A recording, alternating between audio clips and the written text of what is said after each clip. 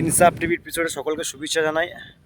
গত কয়েকদিন হলো আমি ভিডিও আপলোড করতে পারিনি, কারণ শরীরটা অনেকটা আমার অসুস্থ ছিল, তাই ভিডিও আপলোড করতে পারিনি। অনেকে ফোন করেছে, দাদা কেন ভিডিও আপলোড করতে পারোনি, কী কারণ ভিডিও আপলোড হচ্ছে না তোমার এই চ্যানেলে।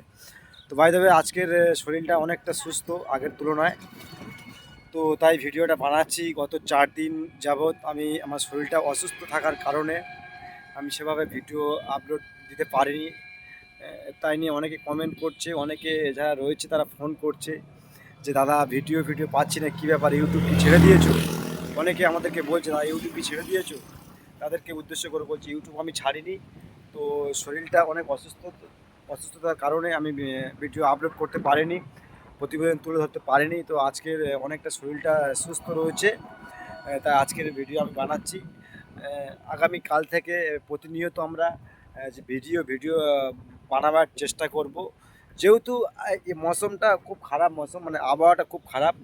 জ্বর যেমন জ্বরটা প্রতিনিয়ত প্রতি মানুষের আসছে, জ্বর আসছে, ঠান্ডা লেগে গিয়েছে, তাই ভিডিও আপলোড করতে পারিনি। তো আজকের এই ভিডিওটা আপলোড করে আমি জানাতে চাই দর্শকদেরকে যে আমি ইউটিউব ছাড়িনি। অনেকে ভেবেছে দাদা অনেক চাপে রয়েছে তুমি ইউটিউব ছেড়ে দিয়েছো, কারণ অনেক সময় অনেক চাপ আমাদের ওপর আসে শাসকের পক্ষ থেকে, সেটা কম বেশি সকলেই জানেন। শাসকের পক্ষ থেকে যেভাবে আমাদের উপরে চাপ এসেছিলো, যেভাবে আমাদের উপর অত্যাচার হচ্ছিল, তো অনেকে সেটাই ভাবছে যে অত্যাচারের কারণে হয়তো ইউটিউবটাকে ইনসাফ টিভি ক্লোজ করে দিয়ে যাক। আর দেখো, আমরা হচ্ছে কি শাসকের চোখে চোখ রেখে কথা বলার মতো জায়গায় আমরা ছিলাম। তো শাসকের চোখে চোখ রেখে আমরা কথা বলবো সবসময়, আজকের নয়। সে 2021 সাল থেকে আজকের 2025 সাল, সবসময় শাসকের চোখে চোখ রেখে আমরা কথা যেমন বলেছি বলবো।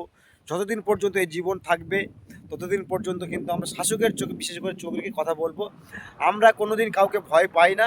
তাই প্রত্যেককে বলবো যে ভিডিও আসবে, চ্যানেলে ভিডিও আসবে। শরীরটা খারাপ থাকার কারণে ভিডিও আপলোড করতে পারিনি, তবে আগামীকাল থেকে প্রতিনিয়ত আমরা কন্টেন্টটা দেওয়ার চেষ্টা করবো। আর মৌসুমটা দেখো খুব সুন্দর মৌসুম, কেমন লাগছে কমেন্ট করবেন।